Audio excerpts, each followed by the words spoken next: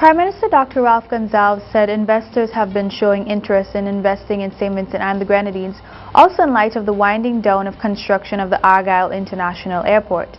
The Prime Minister said an alien landholder's license has already been applied for on 31 acres of land at Peters Hope in Barrowley for a developmental project. The alien landholder's license will be brought to the Cabinet by Wednesday of next week. Other investors have also been visiting in-state and expressing an interest in investing.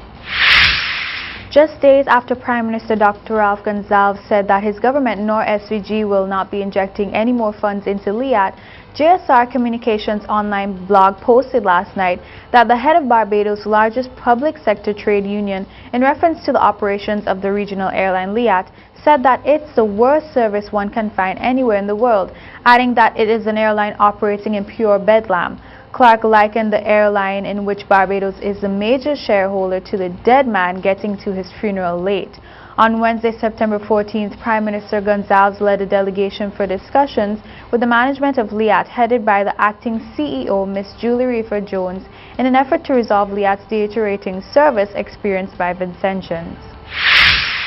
While Prime Minister Dr. Ralph Gonsalves says the government of St. Vincent and the Grenadines will not be injecting any more funds into regional airline LIAT until the service to the island is significantly improved, the government of Antigua and Barbuda has said that it stands ready to fill any monetary void left by St. Vincent and the Grenadines after its Prime Minister Dr. Ralph Gonsalves blasted the regional carrier for poor service to SVG and promised that his government will cease injecting funds into the airline.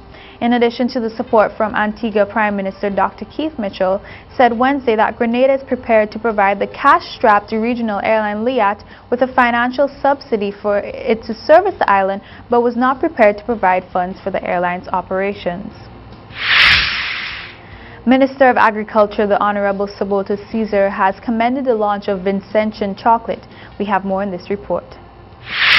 I would like to take this opportunity to thank the St. Vincent and the Grenadines Cocoa Company on the official launching of the chocolate bar, which definitely is going to take the name of St. Vincent and the Grenadines on the international stage as a chocolate bar producing nation.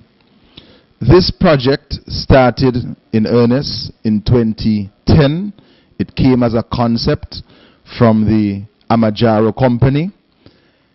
Then there was a move towards ECOM, and I really want to thank Mr. Harry Marriott, who is the owner of the St. Vincent and the Grenadines Cocoa Company, for taking the initiative forward after Amajaro left.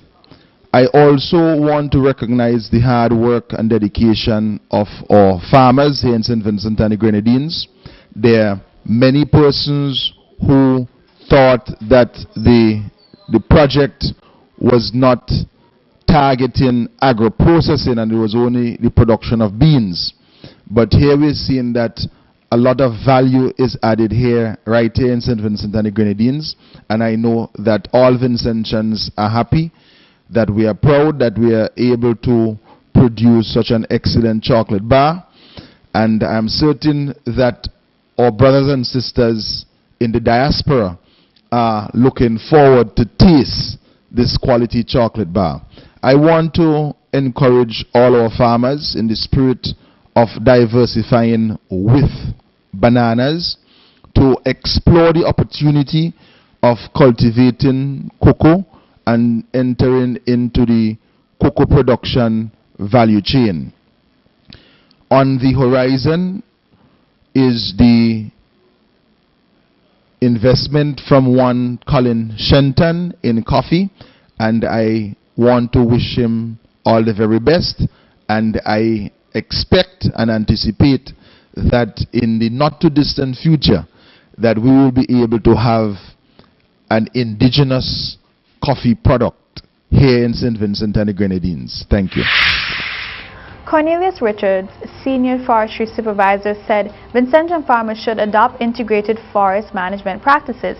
He said agroforestry remains one of the most efficient ways of maintaining the forest without affecting food production. This type of forestry includes the planting of trees strategically on farming settings, which can help to reduce the effects of climate change significantly. Mr. Richards said in observance of World Food Day 2016, the advent of climate change has reaffirmed the importance of integrated crop management.